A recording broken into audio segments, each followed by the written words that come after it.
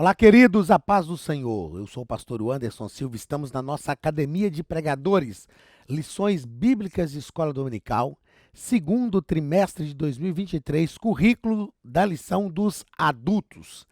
Na aula de hoje, vamos estudar a lição de número 2 do dia 9 de abril de 2023, onde trataremos sobre a predileção dos pais por um dos filhos. Olha só. Eu penso que, dentre as diversas tragédias que podem acontecer numa família, uma delas é justamente esta aqui: a predileção dos pais por um dos filhos. Eu quero ler algo, uma frase que eu escrevi aqui, e já faço questão de fazer isso até mesmo antes de ler o texto áureo, porque isso é uma situação trágica que realmente pode acontecer no seio da família. A gente sabe que é comum a gente criar afinidade com pessoas e com filhos também. Quem tem mais de um filho, no meu caso, casa, né? Eu e minha esposa, nós lidamos com 5 filhos. 5 filhos. Então penso o seguinte: é claro que desses 5, tem um que vai ter mais afinidade comigo, outro com ela, pelo temperamento. Isso é comum.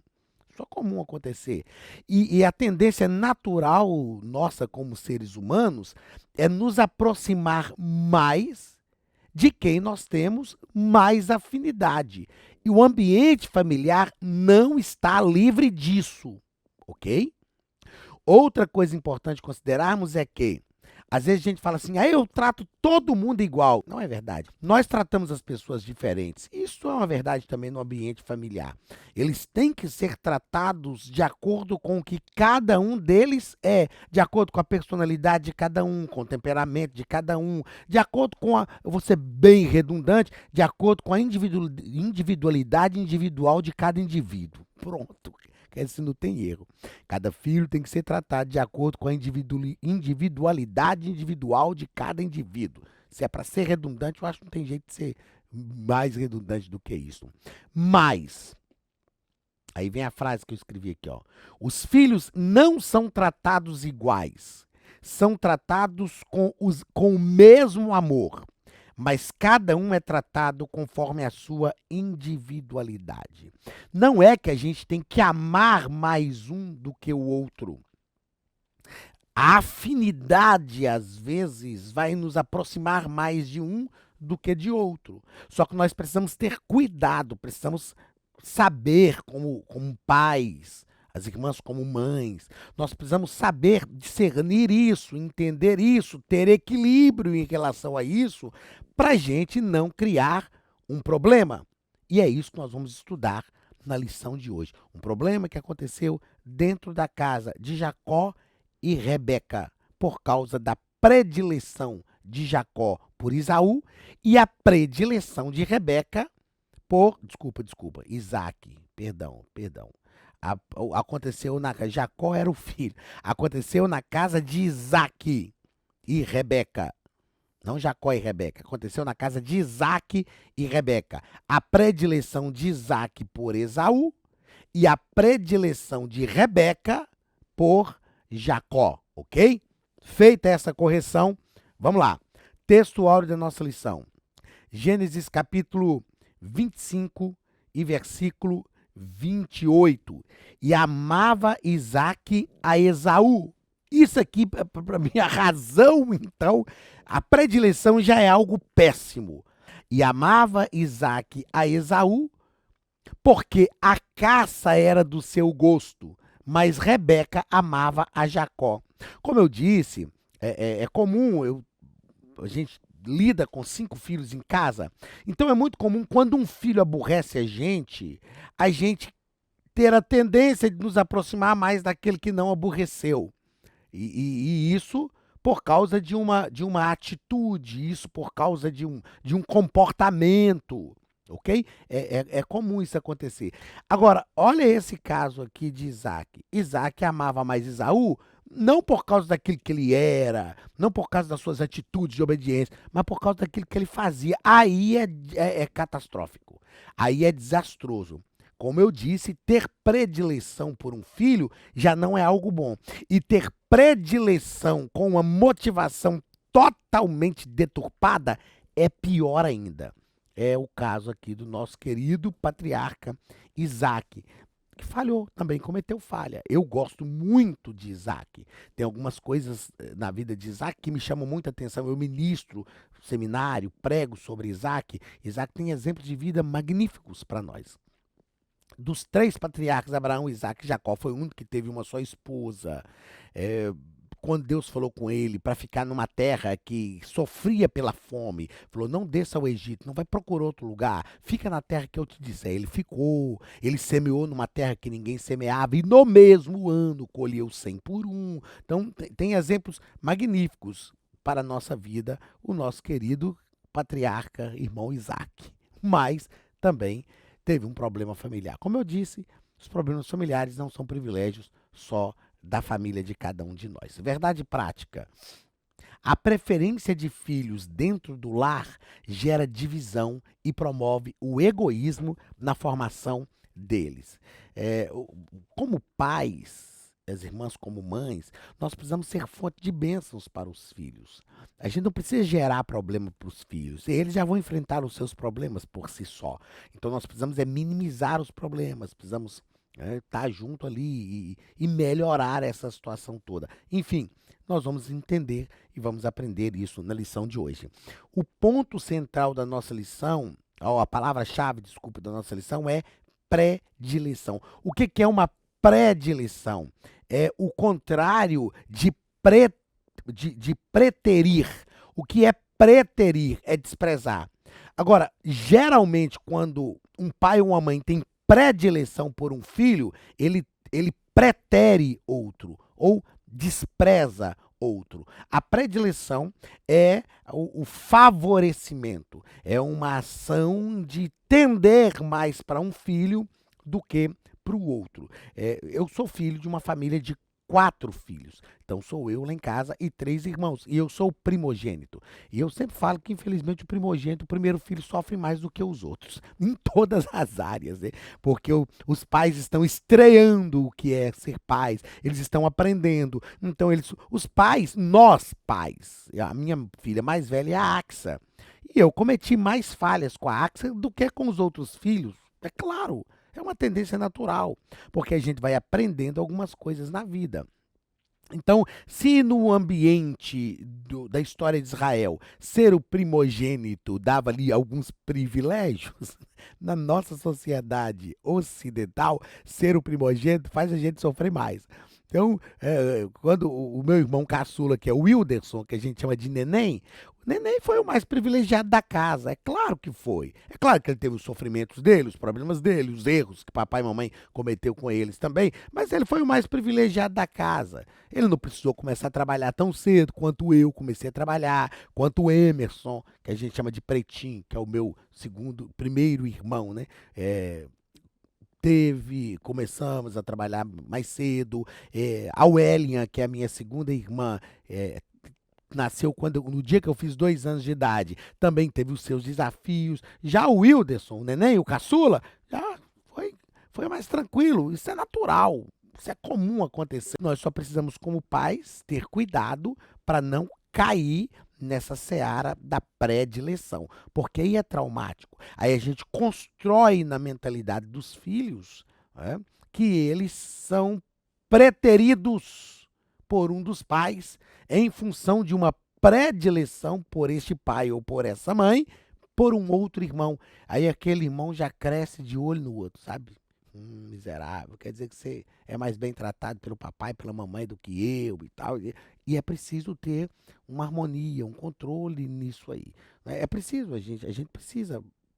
Hoje, por exemplo, a nossa filha caçula, que é a Débora, ela está desfrutando de uma situação muito mais tranquila em relação a todos os demais irmãos. E eu falo isso para ela e falo para os outros. Ó, a Débora está vivendo um momento melhor porque a vida melhorou. A vida melhorou. E falo para ela, mas a sua responsabilidade é maior, porque você está vivendo aquilo que todos os seus irmãos gostariam de viver na sua idade. Então você tem uma responsabilidade maior. Ou seja, como pais e como as irmãs como mães, nós somos responsáveis por minimizar esses traumas, esses problemas. Agora imagine se a gente tem uma predileção. Ao invés de minimizar, a gente cria um problema maior.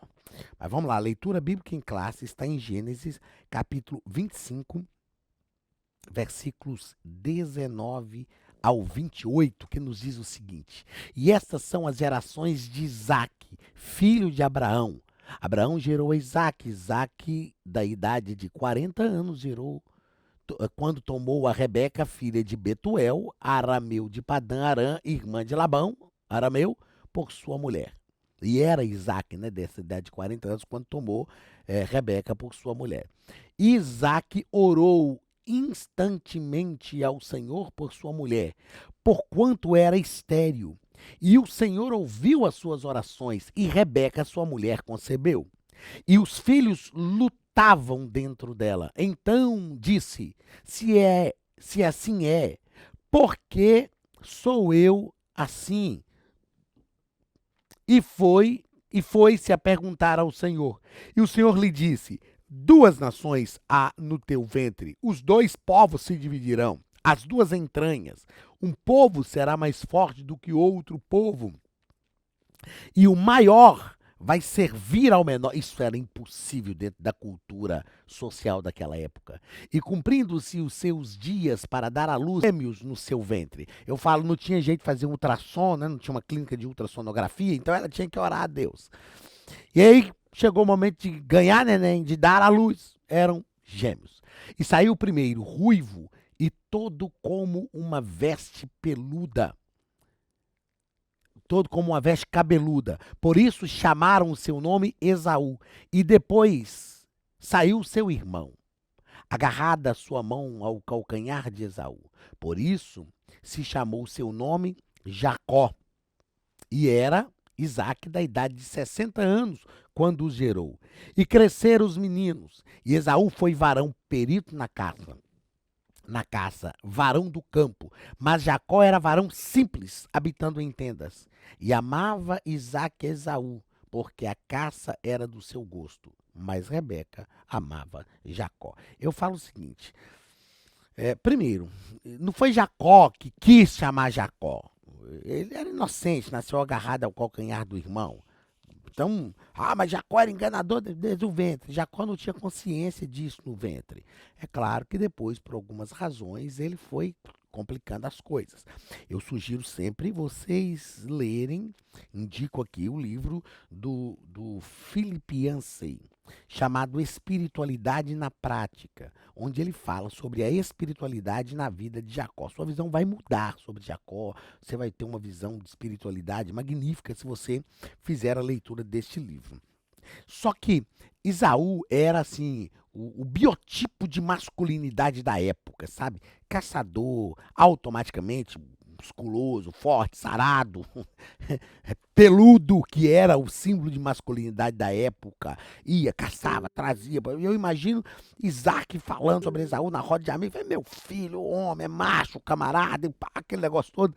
Mas, gente, eu tenho só um filho homem que é o Benhu. E graças a Deus o Benhu é homem, o cara é macho, entendeu? O camarada é cabra bom. Tal. Precisando só consertar a vida dele com Deus, mas assim é homem. O camarada assumiu responsabilidade e tal, saiu de casa para ter a sua própria vida, a sua própria casa. Não foi exatamente como eu gostaria, mas o camarada mostrou que ele tem hombridade. Isso é bom. Isso é bom. Agora, Jacó já era mais pacato, cegado, camarada sem pelos.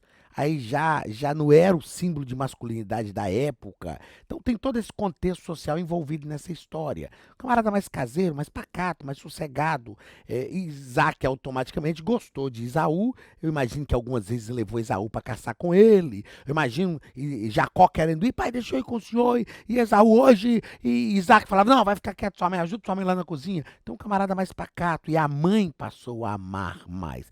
Então, são dois filhos totalmente diferentes, dentro de uma casa, criados de forma totalmente diferentes.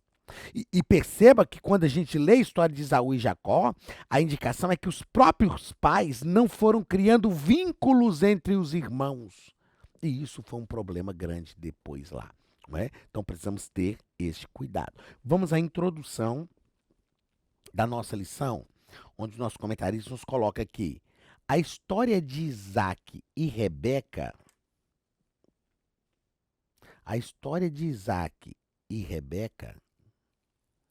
parece uma infeliz repetição da de Abraão e Sara.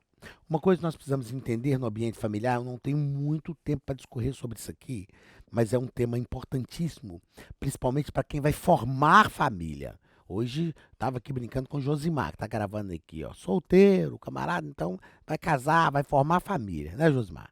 Então é importante entender algumas coisas. É importante nós entendermos um negócio que a gente estuda hoje. Existem algumas ciências que estudam o comportamento humano, e a psicologia e a neuropsiquiatria, ela vai tratar sobre vícios de repetição por crenças enraizadas. Nós precisamos ter cuidado porque aquilo que nós mais detestamos dos nossos pais, é certo que nós vamos repetir quando formarmos a nossa família. Parece absurdo, não, mas é claro que eu não vou fazer, eu não gosto, meu pai faz isso. Eu me peguei fazendo coisas que eu não gostava que o meu pai fazia.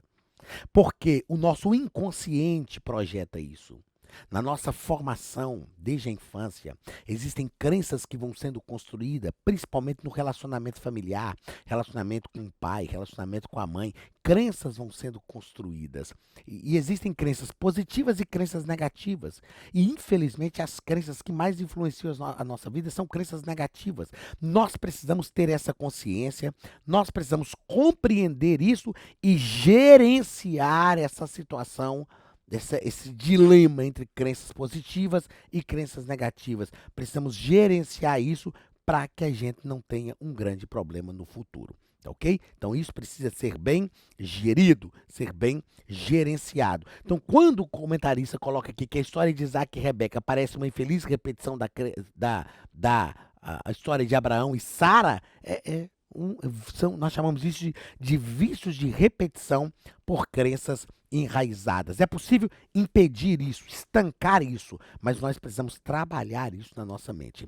Segunda consideração dentro dessa situação é que isso não é maldição hereditária, e sim transferência psicológica. Tem gente que fala, tem uma maldição na minha família, porque a minha família é isso e aquilo. Não é maldição hereditária, principalmente se estamos em Cristo. A Bíblia diz que aquele que está em Cristo, nova criatura é.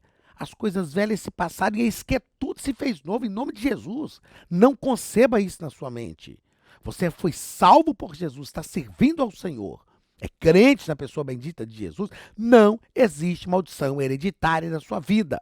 O que existe pode ser aí um vício de repetição por crenças enraizadas e também uma transferência psicológica. Na sua criação, seu pai e sua mãe foi transferindo algumas coisas para você, mesmo sem falar. Só na ação, na atitude. E nós chamamos isso é extremamente explicável. A gente pode fazer um seminário para tratar disso no ambiente familiar, no âmbito familiar. Isso é extremamente e cientificamente explicável através das ciências que estudam o comportamento humano. E nós chamamos isso de transferência psicológica. Primeiro ponto da lição. Olá, queridos alunos e alunas da Academia de Pregadores. Que bom ter você conosco neste momento tão especial. Estamos aqui para apresentar a nova plataforma da Academia de Pregadores, que foi construída ao longo dos últimos meses com muito carinho, um grande investimento, para levar até você não somente um conteúdo de excelência, mas também tecnologia de ponta. Veja comigo. Os cursos estão organizados por trilhas na página principal. Aqui você encontra sugestões, lançamentos, temas específicos e outras categorias. No final da página tem uma trilha com todos os cursos. Após começar os seus estudos, a primeira trilha será Continuar Assistindo, que mostra somente os cursos iniciados por você. Sobre a capa do curso, consta o número de aulas, a carga horária e um botão para adicionar aos favoritos. Nesta seta, você pode expandir e ver um vídeo de introdução. Para fazer login, clique no avatar no canto superior direito e insira o seu e-mail e senha usados no cadastro. Caso tenha esquecido a senha, é só clicar neste link, preencher o e-mail cadastrado e a senha será enviada.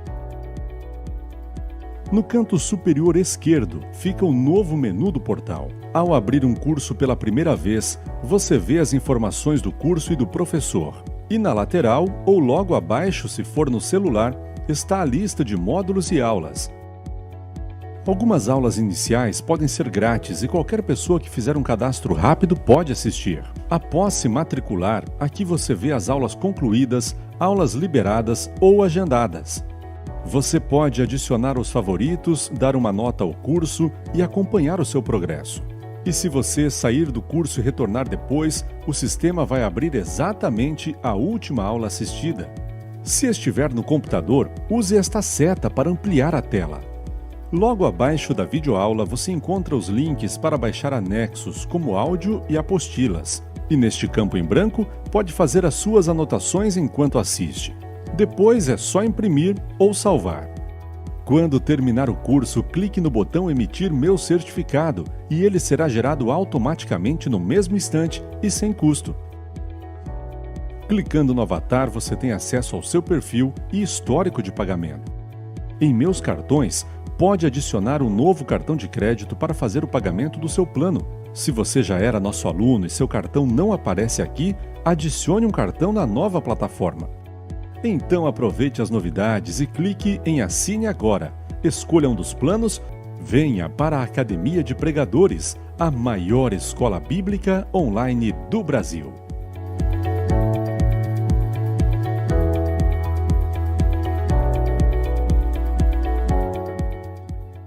Da lição, nós vamos tratar sobre o plano de Deus para a família e sua presciência.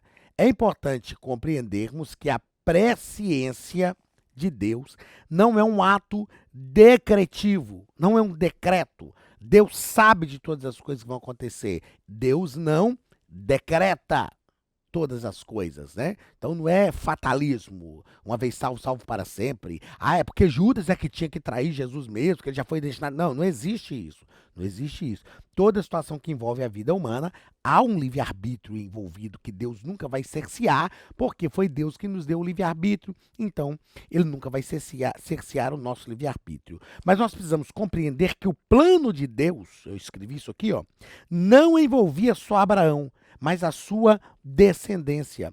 O plano de vida era para uma família inteira.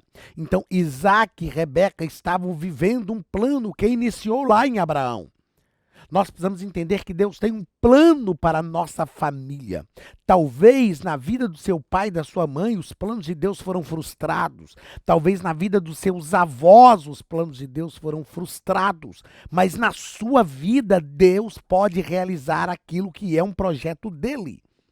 Debaixo da sua fidelidade, Deus tem um plano em execução para a sua vida. O plano de Deus nunca é só para mim. O plano de Deus sempre é para a minha família inteira.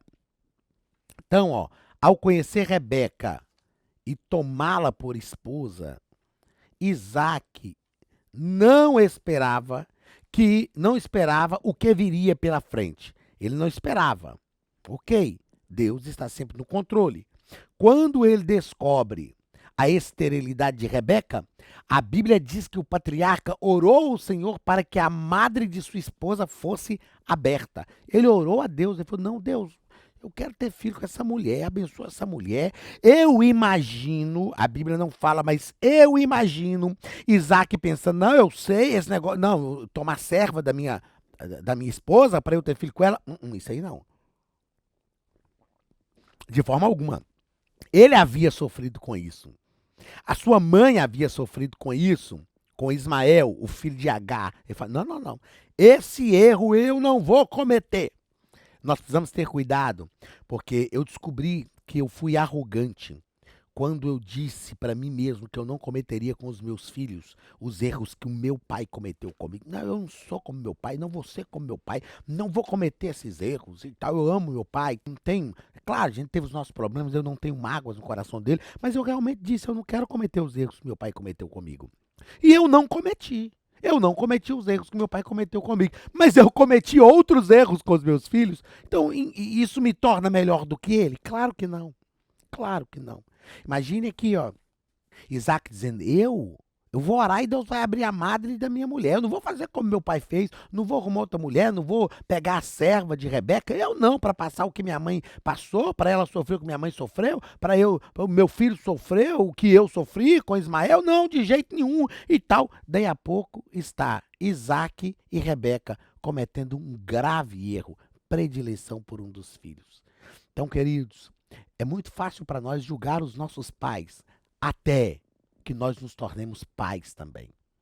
Até que nós erremos também. Mas eu não cometi o erro que o meu pai cometeu. Ok, mas você cometeu outros, assim como eu. Eu não errei com os meus filhos como meu pai errou comigo, mas eu cometi outros erros que o meu pai não cometeu. A minha pergunta é, em que eu sou melhor do que meu pai? Eu lembro que num dia dos pais, aí, há uns anos atrás, eu escrevi um texto. E eu escrevi esse texto para meu pai dizendo, hoje eu entendo, senhor. Hoje eu entendo, senhor. Hoje eu sei a dificuldade que é ser pai, que é gerir uma família. Outra coisa importante considerarmos é que você já parou para pensar que as esposas dos patriarcas eram estéreis? Eram estéreis. Sara era estéril, mulher de Abraão. Rebeca, mulher de Isaac, estéril. Raquel, mulher de Jacó, estéril. Meu irmão, se não fosse uma ação de Deus para formar Israel, para dar seguimento a essa família, não daria certo. Eu quero que você entenda que não importa qual é a esterilidade que você está vivendo na sua família. Do mesmo jeito que Deus abriu a madre de Sara, de Rebeca e de Raquel, Deus pode tornar a sua família uma família frutífera. Não existe esterilidade para Deus. Deus pode, da estéril, como cantou Ana, da estéril ele faz alegre mãe de filhos. Segundo parágrafo do primeiro ponto, o propósito presciente de Deus. O propósito presciente. Eu repito, Deus, a presciência de Deus não é um ato decretivo. Não é que Deus obriga o sujeito a ser assim, ó. No caso dos gêmeos,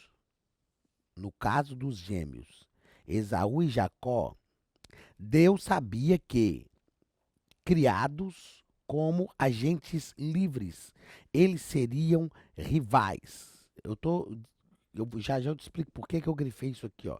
Devemos, outra coisa, ressaltar que este atributo não é causativo, é aquilo que eu disse. Isto é, ele não implica determinismo na vida do ser humano.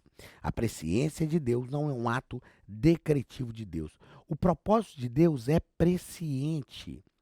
Deus gera ali gêmeos. Deus vai quebrar aquilo que é uma cultura do povo de Israel. Ao primogênito tem a primazia. Deus vai falar, não, tem a primazia em quem eu chamo, quem eu amo, e eu vou resolver do meu jeito. Então, Jacó já tinha a bênção de Deus. Ele não precisava enganar o pai, ele não precisava comprar a primogenitura do irmão, ele não precisava disso. Ele já tinha a bênção de Deus. A bênção patriarcal era importante, mas era do primogênito. Era de Esaú, isso não tinha como mudar. Importante não era a bênção da primogenitura. Importante era a promessa de Deus que Jacó já tinha. Meu irmão, não tente mudar aquilo que não pode ser mudado. Aquilo que é de seu irmão é de seu irmão. Pastor, eu sou o filho caçula da família. Ok, não tem problema. Se você é o caçula, se é o do meio, se é o mais velho. Aquilo que é seu é seu. Você não precisa tentar comprar aquilo que não te pertence. Foi o que Jacó tentou fazer. Pior é ser como Esaú, que engana o irmão. Esaú sabia que Jacó não poderia receber a bênção no lugar dele, porque o primeiro que é o pai que dava a bênção, então a bênção era do pai. Para o primogênito, Esaú sabia, Jacó não era o primogênito, ele nunca iria receber. Então, na verdade, quem está enganando quem? Jacó enganou o pai, mas Esaú não. Para Esaú, Jacó foi oportunista. Mas deixa eu te dizer uma coisa, não precisa ser oportunista. Aquilo que Deus tem para você, nem o irmão mais novo e nem o irmão mais velho vai tirar, é seu, te pertence. Segundo ponto, conflito familiar. Primeiro parágrafo, a esterilidade de Rebeca. E o nosso comentarista deixa claro para a gente que no caso de Isaac, como eu já falei aqui, quando ele percebeu que Rebeca era estéril, que não podia gerar, ele orou a Deus. Nem passou na cabeça dele pegar uma serva de Rebeca, para não ter o mesmo problema lá. Então, ele orou a Deus e Deus abriu a madre da sua esposa Rebeca. Segundo parágrafo do segundo ponto. O conflito e os filhos lutavam no ventre. Já havia algo acontecendo ali. Eu nunca ouvi falar isso, nem na Bíblia, nem fora da Bíblia, nunca ouvi falar de gêmeos lutarem no ventre. É claro que havia todo um plano espiritual, um projeto espiritual ali acontecendo. Rebeca não entendeu, né? Mas havia um plano ali. E uma coisa é certa, ó, diferentemente de Isaac,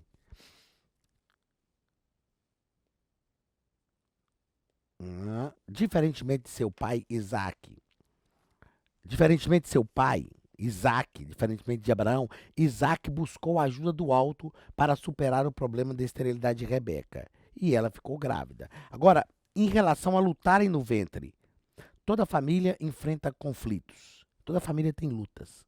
A luta do ventre é a luta já no gerar. Tudo que a gente vai gerar em família, irmão, é debaixo de luta. Debaixo de luta. Talvez você está querendo gerar um patrimônio. É luta.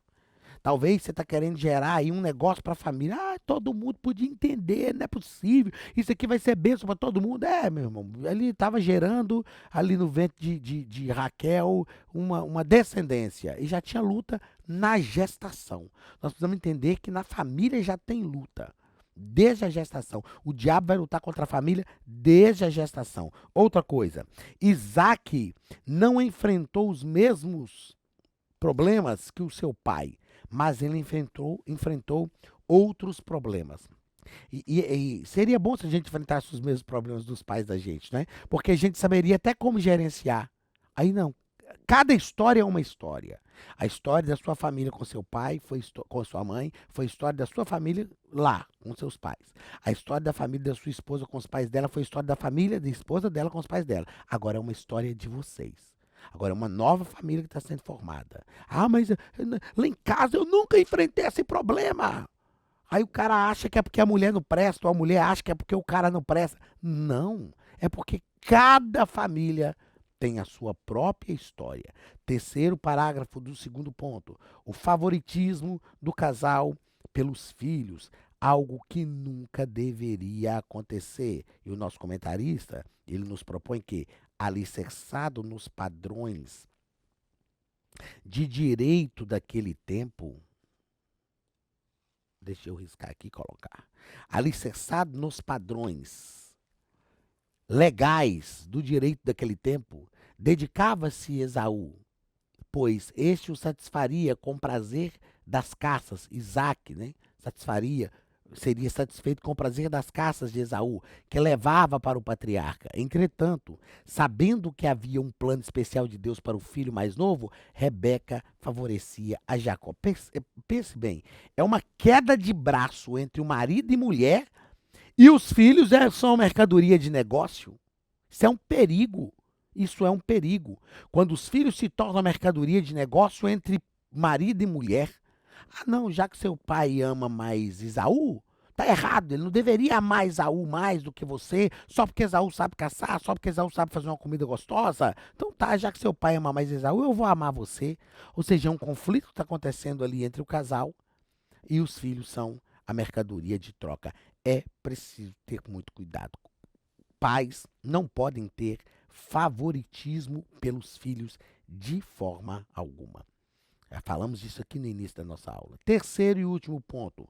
O problema da predileção por filhos na família. Primeiro parágrafo. Esaú, o filho predileto de Isaac. Eu achei extremamente relevante o que o nosso comentarista propõe para a gente aqui, quando ele diz que Isaac pensava que deveria ministrar a bênção patriarcal com o direito de primogenitura a Esaú, o mais velho. Entretanto, ele não compreendeu o propósito de Deus para os seus filhos. Irmãos, isso é extremamente importante. É extremamente importante. Como é bom quando nós buscamos compreender quais são os propósitos de Deus para os nossos filhos. Não só os propósitos de Deus para a nossa vida, mas os propósitos de Deus para os nossos filhos. Quando nós olhamos para os nossos filhos e sabemos, Deus tem um propósito para a sua vida e o propósito é este. Quando nós temos uma definição do propósito de Deus para a vida dos nossos filhos, isso é espetacular e essencial. Se você não sabe, peça a Deus para te fazer compreender quais são os propósitos dele para a vida de cada um dos seus filhos. Segundo parágrafo, Jacó, o filho predileto de Rebeca. O filho predileto de Rebeca. E o nosso comentarista deixa claro para nós que, embora soubesse que a bênção pertencia a Jacó, conforme Deus havia revelado anteriormente, Rebeca colocou-se acima do plano de Deus, acima do plano divino, interferindo nos acontecimentos com uma atitude mentirosa. Rebeca, que deveria ser a mãe que aconselharia o filho, sabendo que a mulher sábia edifica a sua casa, mas a tola destrói com suas próprias mãos, em vez dela falar, não, meu filho, vem cá, senta aqui, vamos conversar. Não, deixa que eu vou conversar com seu pai. Vou falar com ele, não, você tá certo, ele não pode fazer isso, mas deixa que a mamãe vai resolver isso para você. Chamava Isaac, conversava com ele sozinha, meu filho, cuidado com isso aqui e tal. Não, ela arquiteta um plano, não, nós vamos resolver isso aí. Vamos resolver isso aí e a coisa não vai ficar desse jeito. Seu pai não pode gostar mais do seu irmão do que de você, meu bibelozinho, meu queridinho. E ela cria um enganador dentro de casa. Por mais que tenha tentado evitar, acabou agindo como a sua sogra, tentando ajudar Deus. É o que nós falamos aqui no início da nossa aula sobre o vício, sobre o vício de repetição por crenças enraizadas. Ela tentou ajudar Deus, assim como Sara tentou ajudar Deus, dando Agar para Abraão, para que Abraão tivesse um filho, tentando ajudar Deus. Rebeca aqui tenta ajudar Deus. Não, mas Deus prometeu que a bênção é para Jacó. Então, se para ter a bênção eu precisar enganar, eu vou dar uma ajudinha a Deus. Deus não precisa de ajuda para cumprir aquilo que ele promete. Nenhuma. Nós precisamos estar ligados no que Deus está fazendo. Terceiro e último parágrafo da lição, o problema da predileção pelos filhos. E o nosso comentarista vai deixar claro para a gente aqui que, além do conhecimento que os pais tinham acerca do conflito entre os dois filhos, faltou Isaac como líder da família a habilidade e a sabedoria para contornar o embate existente. Faltou. Nós precisamos entender o papel dos pais em relação aos filhos. Eu já ouvi gente, por muitos anos, eu ministrei com uma frequência muito grande para a família. E eu já ouvi casais dizendo assim, não, lá em casa é todo mundo igual. Lá em casa não, irmão, lá em casa não é todo mundo igual. Lá em casa pai é pai, mãe é mãe, filho é filho. Tem papéis definidos. Essa família aqui, ela não entendeu esses papéis. E os filhos começaram a achar que eram irmãos também. Os pais começaram a achar que eram irmãos também. Predileção de um filho, não tratava a situação certa e virou aquele, como a gente diz em Minas, aquele cri-pró-pró e deu uma confusão tremenda. Um irmão de a pouco foi matar o outro teve que fugir, ficar 20 anos fugido, até voltar depois e consertar. Olha quantos problemas que isso gerou.